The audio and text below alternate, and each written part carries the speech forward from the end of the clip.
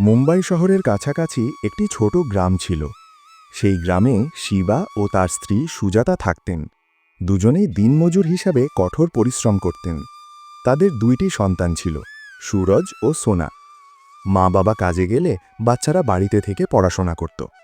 একদিন সোনা বলল, ভাইয়া, আমি খুব ক্ষুধার্ত, আমরা কি বাইরে গিয়ে কিছু খেতে পারি?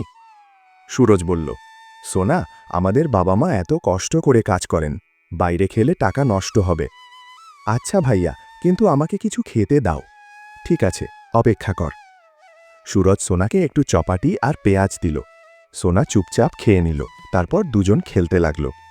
কিছু সময় পরে শিবা ও সুজাতা বাড়ি ফিরলেন।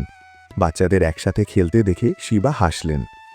শিবা জিজ্ঞেস করলেন, সুরজ, আজ কি সোনা তোমাকে বিরক্ত করেছে? না বাবা, সোনা আজ খুব ভালো ছিল। তোমরা কি হোমওয়ার্ক শেষ করেছ? হ্যাঁ বাবা, স্কুল থেকে এসেই পড়াশোনা করেছি। ভালো, আমি হাত মুখ ধুয়ে আসছি, তারপর সবাই একসাথে বসে কথা বলবো। সুজাতা রাতের খাবার রান্না করলেন। পুরো পরিবার একসাথে খেয়ে শান্তিতে ঘুমিয়ে পড়ল। দিন এভাবেই চলছিল। শিবা আর সুজাতা সন্তানের জন্য কঠোর পরিশ্রম করতেন। তারপর বর্ষাকাল শুরু হলো। ভারী বৃষ্টির কারণে কাজে যাওয়া কঠিন হয়ে পড়ল, তবুও তারা কাজে যেতেন। একদিন রাত ভর খুব বৃষ্টি হলো, সকালেও থামেনি। সুরজ বলল, মা, আজ কাজে যেও না, খুব বৃষ্টি হচ্ছে। সুজাতা বললেন, বাবা, আমরা কাজ বাদ দিতে পারি না, কাজ না করলে খাওয়ার কিছু থাকবে না। ঠিক আছে মা, কিন্তু তাড়াতাড়ি ফিরে এসো। চিন্তা করো না, আমরা তাড়াতাড়ি ফিরব, সোনার খেয়াল রেখো। শিবা ও সুজাতা কাজে রওনা হলেন। চারদিকে পানি জমে গিয়েছিল। কষ্ট করে তারা কাজের জায়গায় পৌঁছালেন, কিন্তু দেখলেন জায়গাটা পুরো পানিতে ডুবে গেছে। শিবা বললেন, আজ কোনো কাজ নেই মনে হচ্ছে, পানি আরও বাড়ার আগে বাড়ি ফিরে যাই। দুজন সাবধানে ফিরতে লাগলেন, কিন্তু বৃষ্টি আরও বাড়ছিল, পানির স্তর কোমর পর্যন্ত উঠে গেল। চারপাশের মানুষ ভয় পেয়ে নিরাপদ জায়গা খুঁজছিল। শিবা ও সুজাতা সবচেয়ে বেশি চিন্তিত ছিলেন তাদের সন্তানদের নিয়ে। অন্যদিকে সুরজ আর সোনা ঘরের ভেতরে ছিল। হঠাৎ তারা দেখল ঘরে পানি ঢুকছে।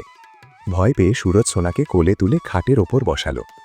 সোনা বলল, ভাইয়া, মা বাবা কবে আসবে? আমি খুব ভয় পাচ্ছি। চিন্তা করো না, তারা শিগগিরই আসবে। পানি বাড়তে থাকায় সুরজ সোনাকে নিয়ে ছাদে উঠে গেল। সেখান থেকে তারা দেখল পানি গ্রামের ভেতর দিয়ে প্রবল বেগে বইছে।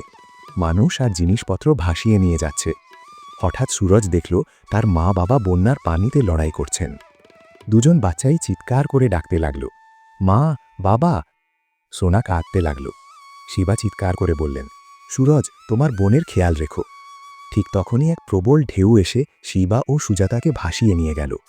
সারা রাত সুরজ আর সোনা ছাদে জড়িয়ে বসে থাকল, কি করবে বুঝতে পারছিল না। সকাল হলেও বৃষ্টি থামেনি। সোনা ক্ষুধার্ত হয়ে বলল, ভাইয়া, আমি খুব ক্ষুধার্ত। সুরজ বলল, তুমি এখানেই থাকো, আমি নিচে দেখে আসছি। নিচে নেমে সুরজ দেখল ঘর পুরো পানিতে ডুবে গেছে, সবকিছু নষ্ট হয়ে গেছে। হঠাৎ সে পানিতে ভাসতে থাকায় একটি বিস্কুটের প্যাকেট দেখতে পেল। লাঠি দিয়ে সেটা তুলে আবার ছাদে ফিরে এলো। এই নাও সোনা, বিস্কুট খাও। দুজন একটু একটু করে খেল। কিছুক্ষণ পর সুরজ একটি নৌকা দেখতে পেল। সে জোরে চিৎকার করল, বাঁচান, আমাদের সাহায্য করুন। নৌকার লোকটি তাদের দেখে কাছে এলো এবং দুজনকেই নৌকায় তুলল। সুরজ জিজ্ঞেস করল, কাকু, আমাদের কোথায় নিয়ে যাচ্ছেন? পাশের গ্রামে, সেখানে যারা বেঁচে গেছে সবাইকে আশ্রয় কেন্দ্রে নেওয়া হচ্ছে। আমাদের মা বাবাও বন্যায় ভেসে গেছেন, হতে পারে তারা সেখানেই আছে, চিন্তা করো না। নৌকাওয়ালা নিরাপদে তাদের আশ্রয় কেন্দ্রে নিয়ে গেল।